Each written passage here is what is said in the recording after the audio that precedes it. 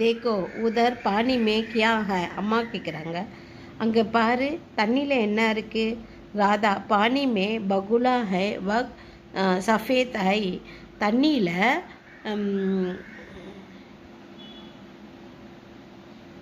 தண்ணியில் க்ரோன்